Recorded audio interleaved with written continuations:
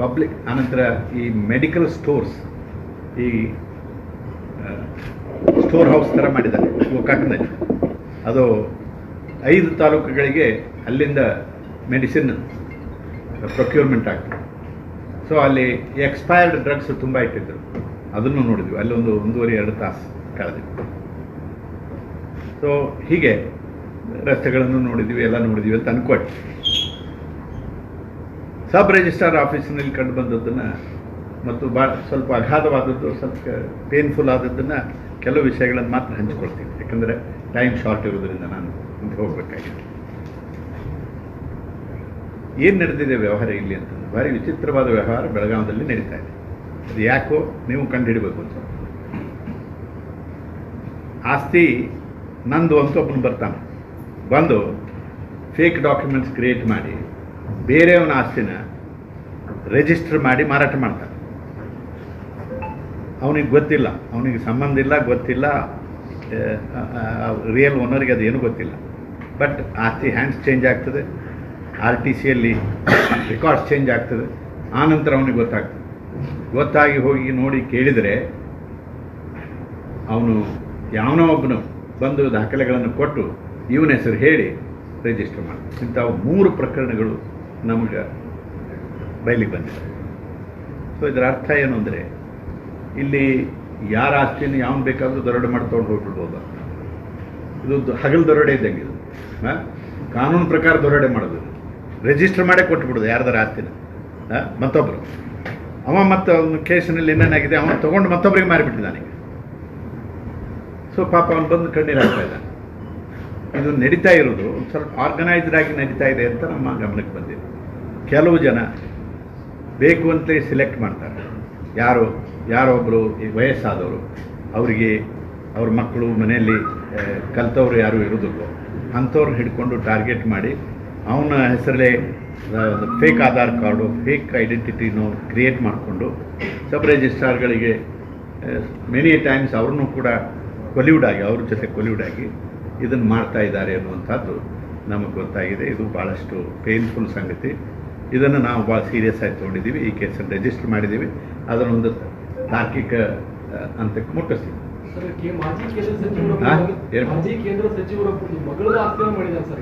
ಹಾಗಾಗಿದೆ. Belagavi XMLA ಅವರು ಆಸ್ತಿ ಕೂಡ ಮಾಡಿದ್ದಾರೆ ಸರ್. ಸೊ ಅದನ್ನು ನೀವು ಗಮನಕ್ಕೆ ತರಬೇಕು. ನಮಗೆ ಬಂದದ್ದು ಮೂರು ಬಂದಿದೆ. ಈಗ ನೀವು ಹೆಚ್ಚೆಚ್ಚಿಗೆ ಏನಾದರೂ ವಿಷಯ ನಮ್ಮ ಗಮನಕ್ಕೆ ತರಬೇಕಿತ್ತು ಅಂತಂದರೆ you can just write to us in this connection. ಆಯಿತಾ? ಸೊ ಹೆಸರು ಹಾಕಿ ನೀವು ನಿಮ್ಮ ಹೆಸರು ಬರದೇ ಇದ್ರೂ ಪರವಾಗಿಲ್ಲ. ಸಾಕ್ಷಿ ಏನು ಸಾಕ್ಷಿ ಇರ್ತದೆ? ನೀವೇನು ಸಾಕ್ಷಿ ಹೇಳೋಕ್ಕಾಗ್ತದೆ? ವಿಷಯಗಳನ್ನು ಹೇಳ್ತೀರಿ, ಸಾಕ್ಷಿಗಳು ಅಲ್ಲಿರ್ತಾರೆ, ಅವರು ಸಹಿ ಮಾಡಿದವರು ಬೇರೆ, ಸಾಕ್ಷಿ ಹಾಕಿ ನೀವಂತೂ ಅದಕ್ಕೆ ಇರೋದಿಲ್ಲ. ನೀವು ಅಷ್ಟೇ ಗಮನಕ್ಕೆ ತಂದಿದ್ದೀರಿ. ಯಾಕಂದ್ರೆ ನೀವು ನಿಮ್ಮ ವಿಷಯ ನಿಮ್ಮ ಗಮನಕ್ಕೆ ಬಂದಿದೆ, ನಮ್ಮ ಗಮನಕ್ಕೆ ತಂದೆ. ಇಂಥವು ಕೇಸ್ ಆಗಿದೆ. ಇನ್ನು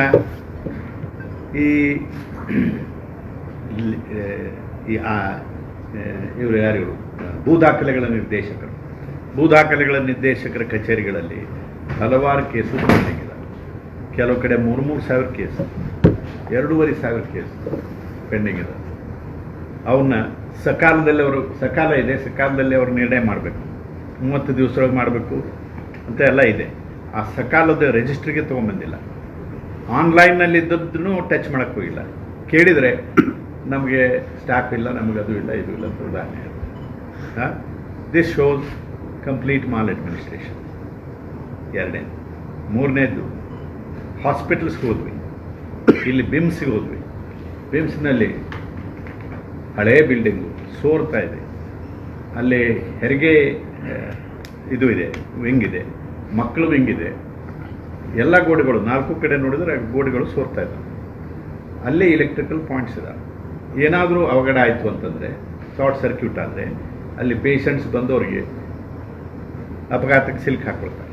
ನಾವು ನೋಡ್ತಾ ಇರ್ತೀವಿ, ಹಾಸ್ಪಿಟ್ಲ್ನಲ್ಲಿ ಬೆಂಕಿ ಅನಾಹುತ ಆಯಿತು, ಮಗು ಸತ್ತು, ಮಕ್ಕಳು ಸತ್ತು.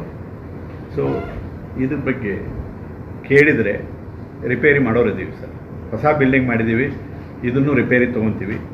ಎಷ್ಟು ದಿನ ಬೇಕು ರಿಪೇರಿ ತೊಗೊಳ್ಳಿಕ್ಕೆ? ಮೇಲೆ ನೀರು ಸೋರ್ಲಾರ್ದಂಗೆ ಬಂದ್ ಮಾಡಲಿಕ್ಕೆ ಎಷ್ಟು ದಿನ ಬೇಕು? ಇಂಥ ಆಕ್ಸಿಡೆಂಟ್ ಆಗಲಾರ್ದಂಗೆ ನೋಡ್ಕೊಳ್ಳಿಕ್ಕೆ ಅಷ್ಟು ಕಾಳಜಿ ಬೇಡವಾ? ಇದು ಒಂದು ಮಾಲ್ ಅಡ್ಮಿನಿಸ್ಟ್ರೇಷನ್ ಡೆರಿಲಿಕ್ಷನ್.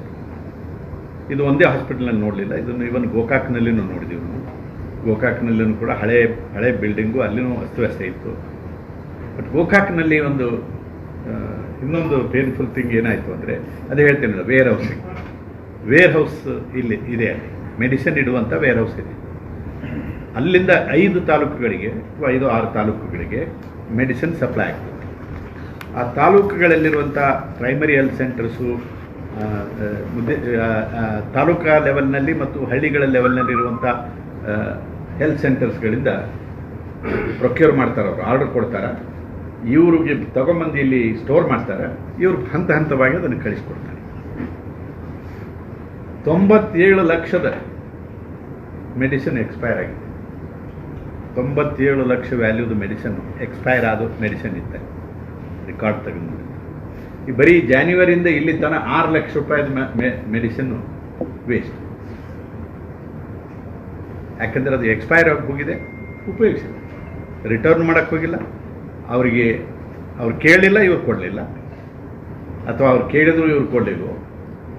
ಸೊ ಜನರ ದುಡ್ಡು ಈ ರೀತಿಯಿಂದ ಪೋಲಾಗಲಿಕ್ಕೆ ಬಿಡಬೇಕಾ? ಇದು ಡೆರಿಲಿಕ್ಷನ್ ಅಲ್ವಾ? ಇದು ಮಾಲ್ ಅಡ್ಮಿನಿಸ್ಟ್ರೇಷನ್ ಅಲ್ವಾ ಅಂತ we have registered the case, will proceed against. ಇದು ಸ್ಟೇಟ್ ವೈಡ್ ಈ ವಿಷಯನ ನಾವು will take it up, we will deal with it very very effectively. Because we have already registered case with regard to Bellary deaths, and we have made surprise visit of that corporation, medical ಔಷಧಿ ಇಡುವಂಥ wing ಇದೆಯಲ್ಲ, KMSCL, ಅವುಗಳನ್ನು ಅಲ್ಲಿ ಮಾಡುವಾಗೂ ಕೂಡ ಇದು ನಮ್ಮ ಗಮನಕ್ಕೆ ಬಂದಿದೆ. Procurement ಮಾಡುವಾಗನೇ ಅವಕ್ಕೆ 50% ಅದರ ಏಜ್ ಹೋಗಿಬಿಟ್ಟಿರ್ತದೆ. ಇನ್ನು 50% ಏಜ್ನಲ್ಲಿ ಅದು ವೇರ್ ಹೌಸ್ಗೆ ಹೋಗಿ, ವೇರ್ ಹೌಸ್ನಿಂದ ಪರ್ಟಿಕ್ಯುಲರ್ ಹಾಸ್ಪಿಟ್ಲಿಗೆ ಹೋಗಿ, ಹಾಸ್ಪಿಟ್ಲಲ್ಲಿ ಅವ್ರು ಯೂಸ್ ಮಾಡಿ ಅದು ಮಾಡುವಷ್ಟರಲ್ಲಿ ಎಷ್ಟು ವೇಸ್ಟೇಜ್ ಆಗಿ ಹೋಗ್ತದೋ, ಎಷ್ಟು ಎಕ್ಸ್ಪೈರ್ ಆಗ್ತದೋ, ಈ ಥರದ್ದು ಒಂದು ಇದನ್ನು ತಪ್ಪಿಸಬೇಕು. ಈ ಮಾಲ್ ಅಡ್ಮಿನಿಸ್ಟ್ರೇಷನ್ ದೂರ ಮಾಡಬೇಕು. ಇದು ಕಾರ್ಪೊರೇಷನ್ನಲ್ಲಿ, ಆನಂತರ ಸ್ಮಾರ್ಟ್ ಸಿಟಿ ಇದರಲ್ಲಿ ಹಲವಾರು ಕಂಪ್ಲೇಂಟ್ಸ್ ಬಂದಿದ್ದಾವೆ. ಪ್ರೈಮಾ ಫೇಸಿಯೈ ನಮಗೆ ಕೆಲವು ದೋಷಗಳು ಕಂಡು ಬಂದಿದ್ದಾವೆ. ನಾವು ಅದನ್ನು ಇನ್ವೆಸ್ಟಿಗೇಷನ್ ಮಾಡಬೇಕು. ಇನ್ವೆಸ್ಟಿಗೇಷನ್ ಮಾಡ್ತೀವಿ, ಕೇಸ್ ರಿಜಿಸ್ಟರ್ ಮಾಡ್ಕೊಂಡಿದ್ದೀವಿ, ಇನ್ವೆಸ್ಟಿಗೇಷನ್.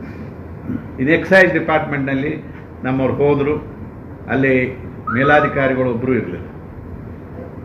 ಕೆಲವು ಜನ ರಜೆ ಹಾಕಿದ್ರು, ಕೆಲವು ಜನ ಎಲ್ಲ ಹೋಗಿದ್ರಂತೆ. ಸೊ ಸರಿಯಾದ ಕೆಲಸ ಕಾರ್ಯ ಅಲ್ಲಿ ನಡೀತಾ ಇಲ್ಲ ಅನ್ನುವಂಥದ್ದು ನಮಗೆ ಪ್ರೈಮಾ ಫೇಸಿಗೆ ಕಂಡು ಬಂತು. ಅದರ ಬಗ್ಗೆನೂ ಕೇಸ್ ರಿಜಿಸ್ಟರ್ ಮಾಡೀವಿ. We are going ahead. City ಕಾರ್ಪೊರೇಷನ್ನಲ್ಲಂತೂ ಈಗಿರುವಂಥ ಕಮಿಷನರ್ ಹೇಳಿದರು, ಅವ್ರು ಬಂದ ನಂತರ ಸಾವಿರಾರು ಕೇಸ್ಗಳಲ್ಲಿ ಅಪ್ಲಿಕೇಶನ್ಸನ್ನು ನಾನು ಡಿಸ್ಪೋಸ್ ಮಾಡಿದ್ದೀನಿ. ರಾತ್ರಿ 11 ಗಂಟೆ ತನಕ ಕೆಲಸ ಮಾಡಿಸಿದ್ದೀನಿ. ಮೊದಲು ಪೆಂಡಿಂಗ್ ಇದ್ದದ್ದು ಹೊತ್ತು ನಿಂತಿದೆ. ಸೊ ಆನಂತರ ಕೆಲವು ಕ್ಲರ್ಕ್ಸು, ಕೆಲವು ಇವರು ಇದು ನಂದಲ್ಲ ಅಂತ ನೆವ ಹೇಳ್ತಾ ಇರೋರನ್ನ ಕಂಡು ಹಿಡಿದಿದ್ದೀವಿ. ಅವ್ರ ಮೇಲೆ ವೈಯಕ್ತಿಕವಾಗಿಯೂ ಕೇಸ್ ಹಾಕ್ತೀವಿ. ಹಾಕಿ ಎಷ್ಟು ಅಪ್ಲಿಕೇಶನ್ಸ್ ಪೆಂಡಿಂಗ್ ಇದೆ ಅಂತ ಅವ್ರ ಕಡೆಯಿಂದನೇ ಟ್ಯಾಬ್ಯುಲರ್ ಫಾರ್ಮ್ನಲ್ಲಿ ಮಟೀರಿಯಲ್ ತೊಗೊಳ್ತೀವಿ. ಒಂದು ಟಾರ್ಗೆಟ್ ಕೊಟ್ಟು ಅದನ್ನು ಡಿಸ್ಪೋಸಲ್ಗೆ 2 ರೀತಿಯಿಂದ ನಮ್ಮ actions. 1 for getting the grievances redress, 2 taking action against the guilty. ಬರೀ ಆ್ಯಕ್ಷನ್ ತೊಗೊಂಡ್ರೆ ಸಾಲು. ಯಾರಿಗೋ 4 ಮಂದಿಗೆ ಆ್ಯಕ್ಷನ್ ತೊಗೊಂಡು ಕೂಡಲೇ ಜನರಿಗೆ ಅನುಕೂಲ ಆಗಲಿಲ್ಲ ಅದು. ಬಟ್ ಆ ಪೆಂಡಿಂಗ್ ಕೇಸಸ್ಸನ್ನು ಡಿಸ್ಪೋಸಲ್ ಆಗಬೇಕು. ಇಲ್ಲದೇ ಇದ್ದರೆ ಅಕೌಂಟಬಿಲಿಟಿ ಫಿಕ್ಸ್ ಮಾಡಬೇಕು. ಅದನ್ನು ಮಾಡ್ತೀವಿ. ಇವೆರಡನ್ನೂ ನಾವು ಸೈಮಲ್ಟೇನಿಯಸ್ಲಿ ಮಾಡ್ತೀವಿ. ಸೊ ಅದಕ್ಕೇ ನಿನ್ನೆ ನೀವು ಬಂದಿದ್ರೋ ಇಲ್ಲೋ ಗೊತ್ತಿಲ್ಲ, ಇಲ್ಲಿ ಫಸ್ಟ್ ಡೇ ನಾನು ಮೀಟಿಂಗ್ನಲ್ಲಿ ಹೇಳಿದ್ದು, ಬೆಳಗಾವನ್ನು ಒಂದು ಮಾದರಿ ಜಿಲ್ಲೆಯಾಗಿ ಮಾಡಬೇಕು.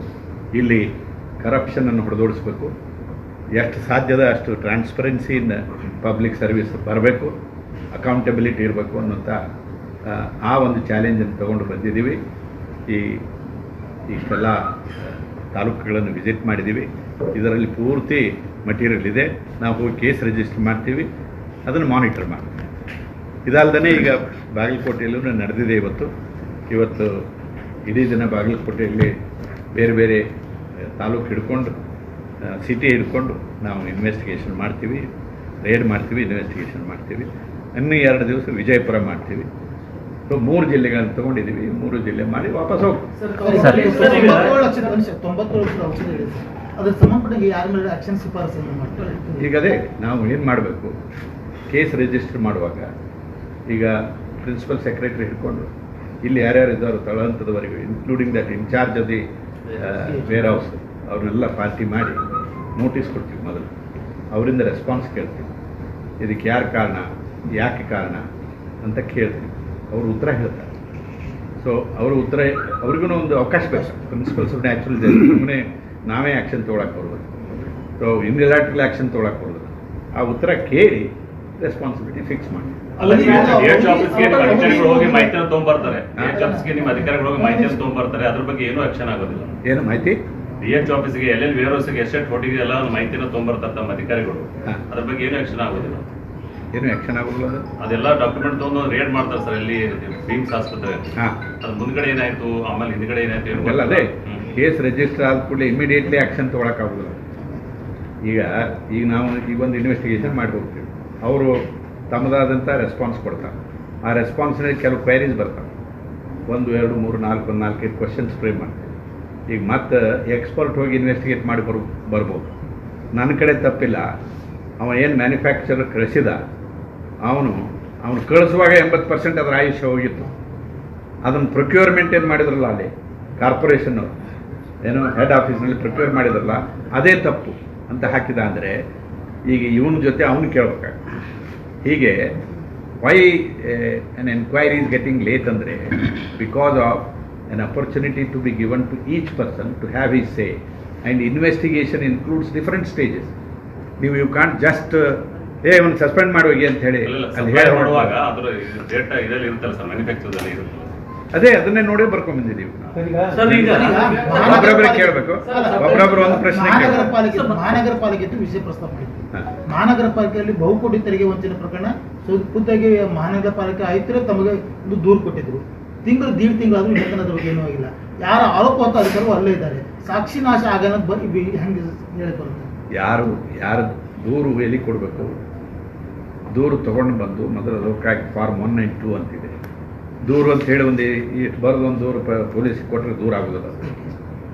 ದೂರು ನಮಗೆ ಬರಬೇಕು. ದೂರು police officer has no right on his own to investigate. Lokayukta Upalokayukta shall pass an order. ಆ ಆರ್ಡರ್ ಪಾಸ್ ಮಾಡಬೇಕಾದ್ರೆ ಫಾರ್ಮ್ 192 ಕೆಳಗಡೆ ಕಂಪ್ಲೇಂಟ್ ಬರಬೇಕು. ಅದರ ಜೊತೆ ಡಾಕ್ಯುಮೆಂಟ್ರಿ ಎವಿಡೆನ್ಸ್ ಇರಬೇಕು. ಅದರಲ್ಲಿ ಅಫಿಡೇವಿಟ್ ಇರ್ತದೆ, ಅಫಿಡೇವಿಟ್ ಮಾಡಿ ಕೊಡಬೇಕು.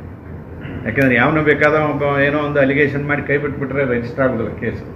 It has to be registered only based on an affidavit sworn statement regarding the illegalities committed.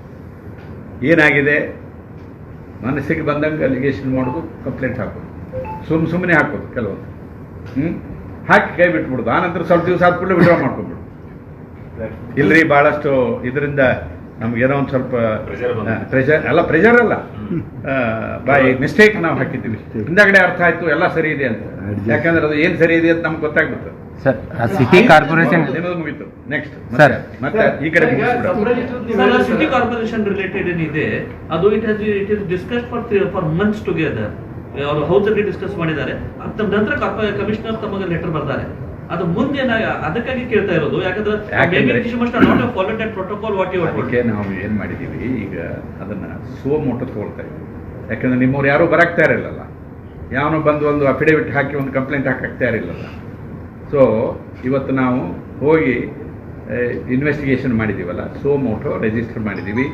ಏನೇನು ಪೆಂಡಿಂಗ್ ಇದೆ, ಏನೇನು ಅಪರಾಧ ಆಗಿದೆ, ದುಡ್ಡು ಎಲ್ಲೆಲ್ಲಿಗೆ ವ್ಯಯ ಆಗಿದೆ ಅದನ್ನೆಲ್ಲ ನಾವು ಇನ್ವೆಸ್ಟಿಗೇಷನ್ ಮಾಡ್ತೀವಿ. ನಿಮ್ಮವ್ರು ಯಾರಾದರೂ, ನೀವು ಯಾರಾದರೂ ಮಟೀರಿಯಲ್ ಕೊಡೋರಿದ್ದರೆ, ನೀವೇನಾದರೂ ಡಾಕ್ಯುಮೆಂಟ್ರಿ ಎವಿಡೆನ್ಸ್ ಕೊಡೋರಿದ್ದರೆ, you are very much welcome to do it. Next ನಿಮ್ಮದೇ ಸಬ್ ರಿಜಿಸ್ಟರ್ ತಾವು ಹೇಳಿದ್ರಿ ಕಚೇರಿಯಲ್ಲಿ, ಇತ್ತೀಚೆಗೆ ಸಬ್ ರಿಜಿಸ್ಟರ್ ಕಚೇರಿಯಲ್ಲಿ ಆ ಸಬ್ ರಿಜಿಸ್ಟರ್ ಕುಂದಿರುವಂಥ ಜಾಗದಲ್ಲಿ ಬೇರೆಯವರು ಖಾಸಗಿ ಅದನ್ನು ಹುಡುಕಿದ್ದೀವಿ. ಈಗ ನಾವು ADLR ಆಫೀಸ್ನಲ್ಲಿ, ಸಬ್ ರಿಜಿಸ್ಟರ್ ಆಫೀಸ್ನಲ್ಲಿ ಸಿಕ್ಕಿಲ್ಲ. ಈಗ ADLR ಆಫೀಸ್ನಲ್ಲಿ ಸಿಕ್ಕರೆ 6 ಜನ, ಗೋಕಾಕ್ನಲ್ಲಿ 6 ಜನರು ಇಲ್ಲೀಗಲ್ ಆಗಿ ಬಂದು ಟೇಬಲ್ ಚೇರ್ ಹಾಕೊಂಡು ಒಳಗೆ ಕೂತಿದ್ರು. ನೋಡಿದರೆ ಅವರಿಗೆ ಅಧಿಕಾರಿನೇ ಸ್ಯಾಲ್ರಿ ಕೊಡ್ತಾನಂತೆ, ತಮ್ಮಲ್ಲಿ ಸ್ಟಾಫ್ ಇಲ್ಲ ಅಂತ. ಅದಕ್ಕೆ ಅವ್ರನ್ನ ತೊಗೊಂಡಿದ್ದಾನೆ. ಅದನ್ನು ರಿಜಿಸ್ಟರ್ ಮಾಡಿದ್ದೀವಿ ಕೇಸ್. ನೆಕ್ಸ್ಟ್ ಆ ಕಡೆ, ಈ ಕಡೆ ಯಾರಿಲ್ಲ? ಎಸ್ ನೀವು ಫಸ್ಟ್ ಅವ್ರು ಹೇಳಿ. ಬೆಳಗಾವಿಯಲ್ಲಿ ನೀರಾವರಿ ಇಲಾಖೆ 18 ಪ್ರಮುಖ ನೀರಾವರಿ ಯೋಜನೆ ಆಗ್ತಾ ಇದೆ. ಲಾಸ್ಟ್ ಕಳೆದ 15 ವರ್ಷದಿಂದ ಯೋಜನೆ ಸೇಮ್ ಪ್ರೊಸೆಸ್ ಇದೆ. ಬಟ್ ಈ ನೀರಾವರಿ ಯೋಜನೆಗೆ ಅನುದಾನ ಬಿಡುಗಡೆ ಅದರಲ್ಲಿ ಅನುದಾನ ಬಳಕೆ ಮಾಡತಕ್ಕಂಥ ಆರೋಪಗಳು ಕೇಳಿದೆ. ಆ ಕೋರ್ಟ್ಗೆ ನಮಗೆ ನನ್ನ ಗಮನಕ್ಕೆ ಬಂದಂಗೆ ಅಲಿಗೇಷನ್ ಬಂದಿಲ್ಲ. ಕಂಪ್ಲೇಂಟ್ ರಿಜಿಸ್ಟರ್ ಆಗಿಲ್ಲ.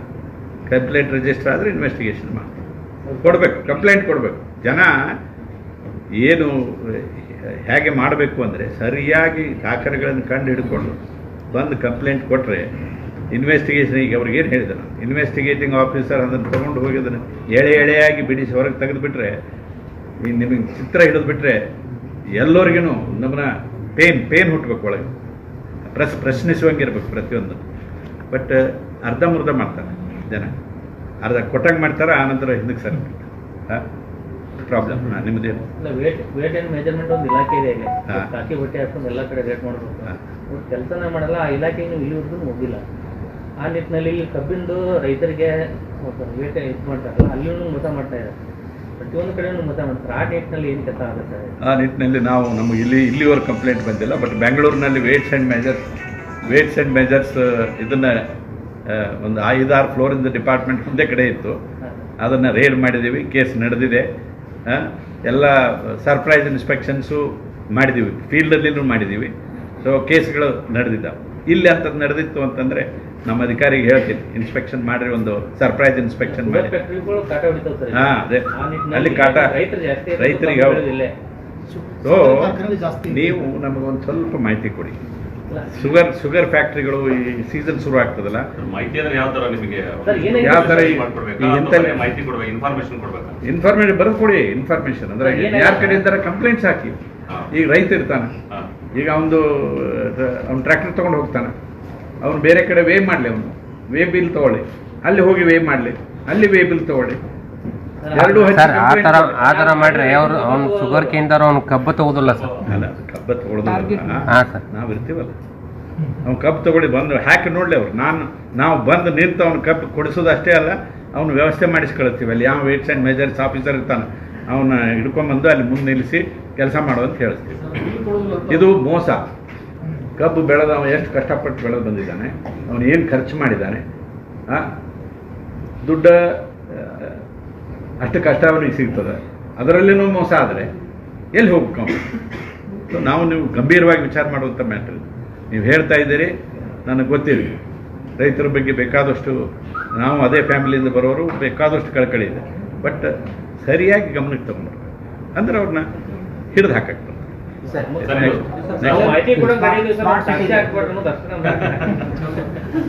ಸ್ಮಾರ್ಟ್ ಸಿಟಿ ರೇಟ್ ಮಾಡಿದ್ವಿ. ಏನು ಅಲ್ಲಿ ಬಹಳಷ್ಟು ಪದೇ ಸಾಮಾಜಿಕ ಕಾರ್ಯಕರ್ತ ಆರೋಪ ಮಾಡ್ತಾ ಇರ್ತಾರೆ. ಅದಕ್ಕೆ ತಕ್ಕಂಗೆ ಉಲ್ಟಾ ಆಗಿ ಸ್ಮಾರ್ಟ್ ಸಿಟಿಗೆ ಪ್ರಶಸ್ತಿಗಳೇ ಬರ್ತಾ ಇದಾವೆ. ಹಂಗೆ ಅದು ಒಂದು ರೀತಿ ವಿಚಿತ್ರವಾದ ಗೊಂದಲ ಇದೆ ಸರ್ ಸಮಾಜದಲ್ಲಿ. ಸರ್, ನನ್ನ ಕೇಸ್ ಪೇಪರ್ಸ್ ಇದೆ. ಈಗ ನೀನು ಒಂದಿನ ಪೂರ್ತಿ ಮಾಡಿದಾರೆ ಅದನ್ನ. So we have registered, we are going to register a case. We have already registered. ನಾವು will investigate. I don't want to disclose much about it. We will investigate. ಪ್ರಾಥಮಿಕ ಹಂತದಲ್ಲಿ ಪ್ರೈಮಾ ಫೇಸಿ ಮಟೀರಿಯಲ್ ಇದೆ. Case ಮೇಲೆ ಅಲ್ಲಿ ನುಕ್ಸಾನಿ ಮಾಡಿದ್ದು, ಹಣ ವ್ಯಯ ಆದದ್ದು, ಅಕೌಂಟಬಿಲಿಟಿ ಇಲ್ಲಾರದು ಮಟೀರಿಯಲ್ ನಮ್ಗೆ ಸಿಕ್ಕಿದೆ. ನಾವು ವಿಚಾರಣೆ ಮಾಡ್ತೀವಿ. ಅದು ವಿಚಾರಣೆ ಮಾಡಿದ್ರೆ ಹೆಂಗೆ ಹೇಳ, ಸುಮ್ಮನೆ ಹೇಳಿದ್ರೆ ಅಲ್ಲ. ನಿಮ್ಮ ಮೇಲ್ನೋಟೆ ಕಂಡು ಬಂದಿದ್ದು ಯಾವ್ದು? ಕಳಪೆ ಕಟ್ಟಡಗಳು, ರಸ್ತೆಗಳು ಏನಾಗಿದೆ ಅಂತ ಅಮೌಂಟ್ ಖರ್ಚು ಮಾಡಿದ್ದರಲ್ಲಿ ಎಸ್ಕಲೇಟೆಡ್ ಅಮೌಂಟ್ ಹೇಳಿದ್ದಾರೆ, ಅಷ್ಟು ವರ್ಕ್ ಆಗಿಲ್ಲ ಅನ್ನೋದು ನಮ್ಮ ಗಮನಕ್ಕೆ ಬಂತು. ಮತ್ತೇನು ಇದೆ ಯಾರು? ಸರ್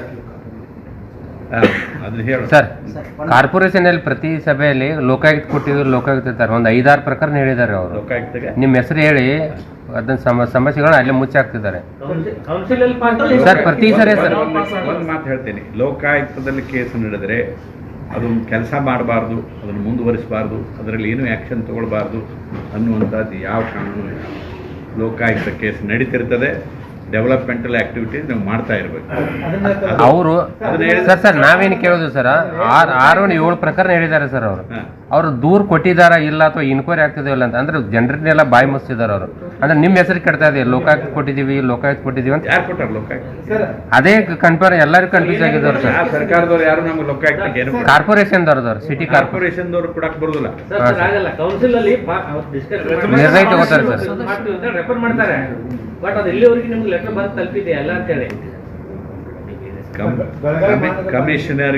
ಕಮಿಷನರು ಲೋಕಾಯುಕ್ತಕ್ಕೆ ಯಾವ ಕೇಸನ್ನು ರೆಫರ್ ಮಾಡಕ್ಕೆ ಅಧಿಕಾರ ಇಲ್ಲ. ಲೋಕಾಯುಕ್ತಕ್ಕೆ ರೆಫರ್ ಮಾಡೋರು ಗವರ್ಮೆಂಟ್. ಲೋಕಾಯುಕ್ತಕ್ಕೆ ರೆಫರ್ ಮಾಡೋದು competent authority is the government which has to refer the case under section 7(2). ಆ ಬಾಡಿಯವರು ತಾವು ಇನ್ವೆಸ್ಟಿಗೇಷನ್ ಮಾಡಬೇಕು. ಆ ಬಾಡಿಯವರು ತನಗೆ ಬೇಕಾದ ಕೇಸನ್ನು ನಮ್ಗೆ ಕೊಡಕ್ಕೆ ಬರೋದಿಲ್ಲ ಅವರು. If the commissioner wants to file a complaint, let him file a complaint under form 192. ಯಾರ ಮೇಲೆ ಹಾಕ್ರಿ ಅದನ್ನ ನಾವು ಇನ್ವೆಸ್ಟಿಗೇಷನ್ ಮಾಡ್ತೀವಿ. ಸುಮ್ಮನೆ ನಮ್ಮ ಪೊಲೀಸ್ ಆಫೀಸರ್ಗೆ ಒಂದು ಲೆಟರ್ ಕೊಟ್ಟರೆ ಇಂತಿಂಥದ್ದು ನಡೆದಿದೆ ಇಲ್ಲಿ ಹೀಗಿದೆ ಹಾಗಿದೆ ಅಂತ ಹೇಳಿದರೆ he has no jurisdiction to investigate. I have to pass an order. I have to record the reasons why investigation is necessary. Even if ಬೇರೆಯವರು ಯಾರು ಹಾಕಿದ್ರು ಸೋಮೋಟಾಗಿ ತಗೊಳ್ಬೋದು ನಾನು. ಆದ್ರೆ ನನಗೆ ರೆಫರ್ ಮಾಡೋದಿತ್ತು ಅಂದ್ರೆ ಗವರ್ಮೆಂಟ್ ರೆಫರ್. ಆಯ್ತು ಸಾಕು. ಎಷ್ಟು ಕೇಳ್ತೀರಿ? ಒಬ್ಬರೇ ಎಲ್ಲ ಕೇಳೋದಲ್ಲ, ಎಲ್ಲರಿಗೆ ಅವಕಾಶ. ಸರ್ ಈಗ ಲೋಕಾಯುಕ್ತರು ಭೇಟಿ ನೀಡಿದಾಗ, ದಾಳಿ ಮಾಡಿದಾಗ ಜನರದೊಂದು ಬೈಕೆ ಇರ್ತದೆ, ಕ್ರಮ ಆಗಬೇಕು, ವ್ಯವಸ್ಥೆ ಸುಧಾರಣೆ ಆಗಬೇಕು ಅಂತ. ಅದು ತ್ವರಿತಗತಿ ತಾವು ಬರ್ತೀರಿ, ಏನೋ ದಾಖಲೆಗಳನ್ನು ತಗೋತೀರಿ, ಪರಿಶೀಲನೆ ಮಾಡ್ತೀರಿ, ಆಮೇಲೆ ಆಕ್ಷನ್ ಏನಾಯ್ತು ಅನ್ನುವಂಥದ್ದು ಸಾರ್ವಜನಿಕರಿಗೆ ಅದು ಗೊತ್ತೇ ಆಗುತ್ತೆ. ಅದು ಕೇಳು, ನೀವು ಕೇಳುವಂಥ ಒಳ್ಳೆ ಪ್ರಶ್ನೆ ಅದು. ಯಾಕೆಂದ್ರೆ ಅದನ್ನೇ ಹೇಳ್ತಾ ಇದ್ದೀನಿ. 25,000 ಕೇಸ್ಗಳ ರಿಜಿಸ್ಟರ್ ಆಗಿದ್ದಾವೆ. ನಾನು ಬಂದಾಗ ಒಂದು 13,000 ಕೇಸ್ ಇತ್ತು, 6,000 ಡಿಸ್ಪೋಸ್ ಮಾಡಿದ್ದೀವಿ ಅದರಲ್ಲಿ. ಬಟ್ ಈಗ ನಮ್ಮ ನಾವು ಕೆಲಸ ಇದರಿಂದ ಮಾಡ್ತಾ ಇರೋದ್ರಿಂದ, ಜನರಲ್ಲಿ ಒಂದು ಉತ್ಸಾಹ ಮೂಡಿದ್ರಿಂದ, ಭರವಸೆ ಮೂಡಿರೋದ್ರಿಂದ ಎಲ್ಲರೂ ಕಂಪ್ಲೇಂಟ್ ಹಾಕ್ತಾ ಇದ್ದಾರೆ. 25,000 ಕೇಸ್ ಇದೆ. ಇರೋದು 35 ಜನ ಜಡ್ಜಸ್ ಇದ್ದೀವಿ ನಾವು. ಆನಂತರ ಪೊಲೀಸ್ ಆಫೀಸರ್, ಪ್ರತಿಯೊಂದು ಜಿಲ್ಲೆಯಲ್ಲಿನೂ ಪೊಲೀಸ್ ಆಫೀಸರ್ಸ್ ಇಲ್ಲ, SP-ಗಳಿಲ್ಲ, ಕೊಟ್ಟಿಲ್ಲ. ಇನ್ನು ಸಿಬ್ಬಂದಿ ತುಂಬ ಕಡಿಮೆ ಇದೆ. ಸರ್ಕಾರಕ್ಕೆ ಬರೆದಿದ್ದೀವಿ, ಕಳಿಸ್ಕೊಡಿ, ಮಾಡ್ತೀವಿ. ಯಾಕಂದರೆ ಜನರು ನಮ್ಮನ್ನು ನೋಡ್ತಾ ಇದ್ದಾರೆ, ಏನಾದರೂ ಸಿಗುತ್ತೆ ಇಲ್ಲಿ ಅಂತ ನಿರೀಕ್ಷೆ ಇದೆ. ಆ ನಿರೀಕ್ಷೆಗೆ ತಕ್ಕಂತೆ ಕೆಲಸ ಮಾಡಲಿಕ್ಕೆ ಬಿಡಿ ಅಂತ ಕೇಳ್ತಾ ಇದ್ದೀವಿ. ಅದು ಆದರೆ ಸರ್ಕಾರದವರು ತಮ್ಮ ಕೆಲಸ ಮಾಡ್ತಾ ಇದ್ದಾರೆ, ಅದರ ಮಂದಗತಿಯಿಂದ ನಡೆದಿದೆ. ನಮಗೆ ರಿಕ್ವೈರ್ಡ್ ಇನ್ಫ್ರಾಸ್ಟ್ರಕ್ಚರ್ ಬರ್ತಾ ಇಲ್ಲ. ನಮಗೂ ಸಿಬ್ಬಂದಿ ಕೊರತೆ ಭಾಳಷ್ಟಿದೆ. ಆದರೆ ಅದನ್ನು ನಾವು ನಿಮ್ಮ ಮುಂದೆ ಹೇಳೋದಿಲ್ಲ, ಹೇಳುವ ಅವಶ್ಯಕತೆ ಇದೆ. ನಮಗೆ ರಾತ್ರಿನೂ ಮಾಡುವಂದ್ರೆ ಮಾಡ್ತೀವಿ, ಹಗಲೂ ಮಾಡುವಂದ್ರೆ ಮಾಡ್ತೀವಿ, ಕೆಲಸ ಮಾಡ್ತೀವಿ. ಮನೆಗೆ ತೊಗೊಂಡೋಗಿ ಕೆಲಸ ಮಾಡ್ತೀವಿ. ನೀವು ಬಂದು ನೋಡಿ, ಅಲ್ಲಿ ಆಫೀಸ್ನಲ್ಲಿ ಬಂದು ನೋಡಿ, ನಮ್ಮಲ್ಲಿ ಪರ್ಟಿಕ್ಯುಲರ್ಲಿ ಜುಡಿಷಿಯಲ್ ವಿಂಗ್ನಲ್ಲಿ ಯಾವ ರೀತಿ ಕೆಲಸ ಮಾಡ್ತೀವಿ ಅನ್ನೋದು ನಿಮ್ಗೆ ಗೊತ್ತಾಗ್ತದೆ. ಸರ್, ಅದ ಪ್ರಶ್ನೆಗೆ ಒಂದು ಪೂರ್ವಕವಾದ ಪ್ರಶ್ನೆ. ಈಗ ಅಧಿಕಾರಿಗಳು ಯಾರ ಮೇಲೆ ರೇಡ್ ಆಗಿರ್ತೈತ್ರಿ, ಅವ್ರು ಮತ್ತೊಂದು 6 ತಿಂಗಳಿಗೆ ಅಂದ್ರೆ ಮತ್ತೆ ಸೆಟಲ್ ಮಾಡ್ಕೊಂಡು ಮತ್ತೆ ಬರ್ತಾರೆ ಅನ್ನೋದು ಒಂದು ಆರೋಪ ಸಾರ್ವಜನಿಕರಿಗೆ. ಮತ್ತೆ ದುಡ್ಡು, ಅದು ಮ್ಯಾನುಮೆಂಟ್ಸ್, ಗೋಲ್ಡ್, ಅವೆಲ್ಲ ಅದ್ರದ್ದು ಲೆಕ್ಕ ಏನು ಅನ್ನೋದು ಗೊತ್ತಾಗುತ್ತೆ. ಲೆಕ್ಕ ತೋರಿಸಿದ್ರು ಅಥವಾ ಇದರಲ್ಲಿ ಏನಿದೆ ಬರೀ ಈಗ ನಮ್ಮ ಪೇಪರ್ದಾಗ ಏನು ಬಂದ್ಬಿಡ್ತಾರೆ, ಇಟ್ ವಶಪಡಿಸ್ಕೊಂಡ್ರು ಅಂತ ದೊಡ್ಡ ಕೆಲಸ ಆಯ್ತು, ಇವ್ರು ಬಂದು ಪಥಸಂಚಲನ ಮಾಡಿದ್ರು ಅಂತ ಹೇಳಿ ಪೇಪರ್ನಲ್ಲಿ ಬಂದ್ಬಿಡ್ತಾವ. ನೀವೆಲ್ಲ ಬರೆದು ಬಿಡ್ತೀರಿ, ನಾಟಕ ನಡೀತು, ಲೋಕಾಯುಕ್ತರದ್ದು ಬಂದರು ಹೋದ್ರು, ಹಿಂಗೆ ಹಂಗೆ. ನೀವು ಮಾತಾಡಲಿಕ್ಕೆ ನಿಮ್ಗೆ ಡೆಮೋಕ್ರಸಿಯಲ್ಲಿದ್ದೀವಿ ನಾವು. ನೀವು ಹೇಳುವಂಥದ್ದು ನಿಮಗೆ ಬಟ್ ಜವಾಬ್ದಾರಿಯಿಂದ ಹೇಳಬೇಕು. ಯಾರೇ ಇದ್ರು ಎಲ್ಲೇ ಮಾತಾಡೋದಿದ್ರು ಜವಾಬ್ದಾರಿಯಿಂದ ಮಾತಾಡಬೇಕು, ಅರ್ಥ ಮಾಡ್ಕೊಂಡು ಮಾತಾಡಬೇಕು. ಕೆಲಸ ಹೇಗೆ ನಡೆದಿದೆ, ಏನು ಮಾಡ್ತಾ ಇದ್ದಾರೆ, ಅದರಿಂದ ಹೌದು ಕೆಲವು ಡಿಲೇ ಆಗ್ತಾವ. ಈಗ ನಿಮ್ಮ ಪ್ರಶ್ನೆಗೆ ಉತ್ತರ ಹೇಳೋದು, ಹೋಗ್ತೀವಿ, ಹಿಡ್ಕೊಂಡ್ಬರ್ತೀವಿ, ಅದೆಲ್ಲ ದುಡ್ಡು ತೊಗೊಂಡು ನಮ್ಮ ಹತ್ರ ಇಟ್ಕೊಳ್ಳೋದು, ಕೋರ್ಟಿಗೆ ಕೊಡ್ತೀವಿ, ಕೋರ್ಟ್ನಲ್ಲಿ ಡೆಪಾಸಿಟ್ ಆಗ್ತದೆ. ಅಕಸ್ಮಾತ್ ನಾವು ನಮ್ಮ ಚಾರ್ಜಸ್ಸನ್ನು ಪ್ರೂವ್ ಮಾಡದೇ ಇದ್ದರೆ ಅಥವಾ ಅವ್ನು ಡಿಸ್ಚಾರ್ಜ್ ಆದರೆ ಕೋರ್ಟು ಅವನಿಗೆ ವಾಪಸ್ ಕೊಡ್ತದೆ. ಇಲ್ಲ ಪ್ರೂವ್ ಆಯಿತು, ಫೋರ್ಫಿಟ್ ಮಾಡ್ಕೊಳ್ತದೆ. ಅದಲ್ಲದೆ ಮತ್ತೆ ದಂಡ ಹಾಕ್ತದೆ. ಬಟ್ ಕೋರ್ಟ್ನಲ್ಲಿ ಇನ್ವೆಸ್ಟಿಗೇಷನ್ ಕಂಪ್ಲೀಟ್ ಆಗೋಕ್ಕೂ 1 ವರ್ಷ, 2 ವರ್ಷ, 2.5 ವರ್ಷ. ಯಾಕಂದರೆ ಈ ACB ಇದ್ದಾಗಿಂದ ಕೇಸಸ್ಸು, ಒಂದು ರೂಮಿನಷ್ಟು ಫುಲ್ ಕೇಸಸ್ಸು ನಮ್ಗೆ ಕೊಟ್ಟರು. ನಾವು ಹಳೆ ಕೇಸ್ಗಳನ್ನು ಇವ್ರಿಗೆ ಈ ರೀತಿ ಟ್ರೈನಿಂಗ್ ಮಾಡಿ ಅವ್ರನ್ನ ಬೆನ್ನು ಹತ್ತಿ ಹಳೆ ಕೇಸ್ಗಳನ್ನು ಸಾಕಷ್ಟು ಡಿಸ್ಪೋಸ್ ಮಾಡಿ, ಇನ್ನು ಹೊಸ ಕೇಸ್ಗಳು ಬೇಕಾದಷ್ಟು ರಿಜಿಸ್ಟರ್ ಮಾಡಿದೆ. ನೀವು ನೋಡ್ತೀವಿ, ತಿಂಗಳ ಒಂದು 7-8 PC ಆ್ಯಕ್ಟ್ ಕೆಳಗಡೆ ರೇಡ್ ಇರ್ತದೆ. ಇಲ್ಲಂತೂ 100 ಗಟ್ಟಲೆ ಇರ್ತದೆ ಲೋಕಾಯುಕ್ತ ಆ್ಯಕ್ಟ್ ಕೆಳಗಡೆ. ಅದಕ್ಕಾಗಿ ಅವುಗಳಿಂದ ಏನಾಗ್ತದೆ ಅದು investigation it takes time. Court takes its own time to dispose of the case. ಅಲ್ಲ ಸರ್, ಈಗ FIR ಗಳು ಪಾಸ್ ಆಗ್ತಾ ಇದಾವೆ ಹಾಕಿದ್ದು ಅಂತ ಇಲ್ಲಿ ಹೇಳಿದಿವಲ್ಲ, ಈಗ ಅದ್ರ ಬಗ್ಗೆ ಮಾತಾಡಿದೆ. ನೀವು ಇದ್ದೀರಾ ನೀವು ಹೈಕೋರ್ಟ್ ಅಲ್ಲಿ ಒಳಗಡೆ ಬರಕ್ ಹೇಳಿದ್ವಿ ನಿಮ್ಗೆ, ಯಾಕೆ ಬರ್ಲಿಲ್ಲ? ಹೈಕೋರ್ಟ್ ಅಲ್ಲಿ FIR 30 FIRಗಳು ಕ್ವಾಶ್ ಆದವು. 30 FIRಗಳು ಕ್ವಾಶ್ ಆದವು. ಬಹಳಷ್ಟು ಆಫೀಸರ್ಸ್ಗಳು ಹಿಡಿದಿದ್ರಲ್ಲ. ಈಗ ನೀವು ಪ್ರಯತ್ನ ಮಾಡಿರ್ತೀರಿ, ಹೋಗಿ ಬೇಟೆ ಹಿಡಿತೀರಿ. ಬೇಟೆ ಹಿಡಿದಿದ್ದು ಕೈಯಲ್ಲಿ ಹಿಡ್ಕೊಂಡಿರ್ತೀರಿ, ಖುಷಿ ಹೋಗಿಬಿಡ್ತು ಅಂದರೆ ಅದು ಹೇಗೆ ಡಿಸಪಾಯಿಂಟ್ ಆಗೋಗ್ತದೆ. ಹಾಗೆ ನಮ್ಮವರು ಎದೆಗುಂದಿದ್ದಾರೆ. ಅವರಿಗೆ ಒಂದು ನಿಮಿಷ ಕೇಳ್ರಿ ಹೇಳೋದನ್ನ. ಸುಪ್ರೀಂ ಕೋರ್ಟಿಗೆ ತೊಗೊಂಡ್ರು. ಈಗ 30 ಕೇಸ್ಗಳಲ್ಲಿ FIR ಕ್ವಾಶ್ ಮಾಡಿದ್ದನ್ನು ಸೆಟಸೈಡ್ ಮಾಡಿ ವಾಪಸ್ ಕಳಿಸಿದ್ದಾರೆ. ಬೇರೆ ಪಾಯಿಂಟ್ ಇದ್ರೆ ಹುಡುಕಿ ಅಂತ ಹೇಳಿ ಅವ್ರು ಕೇಳ್ಕೊಂಡಿದ್ದಕ್ಕೆ ಹೈಕೋರ್ಟಿಗೆ ವಾಪಸ್ ಬಂದಿದೆ. But we have succeeded substantially in those cases. Technical ಆಗಿ ಇವುಗಳನ್ನು ಈ ಥರ ನಿರ್ಣಯ ಮಾಡೋದಲ್ಲ ಅಂತ ಸುಪ್ರೀಂ ಕೋರ್ಟ್ನವರು ಡಿಕ್ಲೇರ್ ಮಾಡಿದ್ದಾರೆ. ಅದೇ FIR ಕ್ವಾಶ್ ಆದದ್ದನ್ನು ನಾವು ಎಲ್ಲಾದದ್ದನ್ನು ಬಿಟ್ಟಿಲ್ಲ, ಚಾಲೆಂಜ್ ಮಾಡಿದ್ದೀವಿ. ಓನ್ಲಿ ಮೆರಿಟ್ಸ್ ಮೇಲೆ ಇರದೇ ಇದ್ದರೆ ಲೀಗಲ್ ಒಪಿನಿಯನ್ ತಗೊಂಡು ನೋ ಅಂತಂದ್ರೆ ನೋ ಅಂತ. Last question I am taking.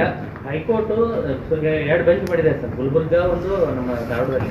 ಅದೇ ತರನಾಗಿ ಇಲ್ಲ ಅಧಿಕಾರಿಗಳು ಎನ್ಕ್ವೈರಿಗೆ ಬರ್ಬೇಕಂತಂದ್ರೆ ಬೆಂಗಳೂರಿಗೆ ಬರಬೇಕು. ಹಾಗೆ ಏನಾದ್ರು ಒಂದು ಸಪರೇಟ್ ಬೆಂಚ್ ಗುಲ್ಬರ್ಗ ಅಥವಾ ಬೆಳಗಾವಿ ಅಧಿಕಾರಿಗಳು ನಾನು ಹೇಳ್ತಾ ಇರೋದು ಒಂದೇ ಬೆಂಚಿಗೆ ಆಗೋಷ್ಟು ಜನರನ್ನು ಕೊಡ್ರಿ, ಬೇಕಾದಷ್ಟು ಓಡಾಡಿ ಕೆಲಸ ಮಾಡ್ತೀವಿ ಅಂತ ಹೇಳ್ತಾ ಇದ್ದೀವಿ. ನೀವು ಬೆಂಚ್ ಹೇಳ್ತಾ ಇದ್ದೀರಿ. ಈಗ ಎಲ್ಲೆಲ್ಲಿ ಮಾಡಕ್ ಸಾಧ್ಯ? ದುಡ್ಡು ಅದು ಅದಕ್ಕೆ ಅದು ಒಬ್ಬ ವ್ಯಕ್ತಿ ಅದನ್ನೊಂದು ಹೇಳುವಂತ ಹೇಳ್ತಾರೆ ನಮ್ಮವರು. ಗೋಕಾಕ್ನಲ್ಲಿ ಒಬ್ಬ ವ್ಯಕ್ತಿ 75 ವರ್ಷದ ಕೆಂಚಪ್ಪ ಕಟ್ಟಿಮನೆ ಅಂತ ಹೇಳಿ ನೆನಪಿದೆ ನನಗೆ. ಅವನು 1 ವರ್ಷದಿಂದ ಲಾಸ್ಟ್ ಸೆಪ್ಟೆಂಬರ್ 24ನಲ್ಲಿ ಒಂದು ಅಪ್ಲಿಕೇಶನ್ ಹಾಕಿದ್ದಾನೆ ADLRಗಳ ಮುಂದೆ. ಒಂದು ಇದಕ್ಕೆ 3A ಫಾರ್ಮ್ ಕೊಡಕ್ಕೆ 1 ವರ್ಷದಿಂದ ಅವನು ಓಡಾಡ್ತಿದ್ದ. ನಮ್ಮವರು ಇನ್ವೆಸ್ಟಿಗೇಷನಲ್ಲೆಲ್ಲ ಮಾಡಿಕೊಂಡು ಕೆಳಗಿಳಿದು ಬರ್ಬೇಕಾದ್ರೆ 5 ಗಂಟೆಗೆ ಅವನು ಮೇಲೆ ಹೊರಟಿದ್ದ. ಏನಪ್ಪ ಅಂತ ಕೇಳಿದ್ರೆ ಇಲ್ರಿ, ನಾ ಹಿಂಗೆ 1 ವರ್ಷ ಆಯ್ತು ಬರಾಕತ್ತೀನಿ, ನನ್ನ ಕೆಲಸ ಆಗ್ತಾಯಿಲ್ಲ. ಅವ್ನು ಕರ್ಕೊಂಡು ನಮ್ಮ ಅಧಿಕಾರಿ ಮೇಲೆ ಹೋಗಿ ಕೂತು, ಸರ್ ನಾವು ನಾಳೆ ಮಾಡಿಕೊಡ್ತೀವ್ರಿ ಅಂದರು. ಇಲ್ಲ, ನೀ ಎಷ್ಟೊತ್ತಾಗ್ತದೆ ನಾ ಇಲ್ಲಿ ಕೂತ್ಕೊಳ್ತೀನಿ, ಅವ್ನು ಕೆಲಸ ಮಾಡಿಕೊಡ್ಬೇಕು, ತೆಗಿ ಫೈಲ್ ಅದು. ಸೊ ಫೈಲ್ ತೆಗೆದು ನೋಡಿ, ಅದನ್ನು ಮೊದಲು ಹೇಳಿದ್ರು ಅದನ್ನು ಕೊಟ್ಟಿಲ್ಲ, ಇದನ್ನು ಕೊಟ್ಟಿಲ್ಲ, ಹಂಗೆ ಕೊಟ್ಟಿಲ್ಲ, ಹಿಂಗೆ ಕೊಟ್ಟಿಲ್ಲ. ಫೈಲ್ ತೆಗಿಸಿ ನೋಡ್ಲಿಕ್ಕಾಗಿ ಎಲ್ಲ ಕೊಟ್ಟಿದ್ದಾನೆ. ಅವನು ಏನೂ ಮಾಡಬೇಕಾಗಿಲ್ಲ. ಅದಕ್ಕೆ ಅವನು 1 ತಾಸಲ್ಲಿ ಕೂತು ಅವ್ನು ಕೆಲಸ ಮಾಡಿಸಿ ಅವನಿಗೆ ಸರ್ಟಿಫಿಕೇಟ್ ಕೊಡಿಸ್ಕೊ ಹೋದ್ರು. ಸೊ ಅವರು ಪಾಪ ಬಂದ ಅಧಿಕಾರಿ ನನ್ನ ಹತ್ರ ಗರ್ವದಿಂದ ಹೇಳಿದರು, ಖುಷಿಯಿಂದ ಹೇಳಿದರು, ಸರ್ ಹಿಂಗಾಯ್ತು. ಹೆಚ್ಚಿನ ವಿಡಿಯೋಗಳಿಗೆ ಪ್ರತಿಧ್ವನಿ ಯೂಟ್ಯೂಬ್ ಚಾನೆಲ್ ಸಬ್ಸ್ಕ್ರೈಬ್ ಮಾಡಿ, ಬೆಲ್ ಐಕಾನ್ ಕ್ಲಿಕ್ ಮಾಡಿ.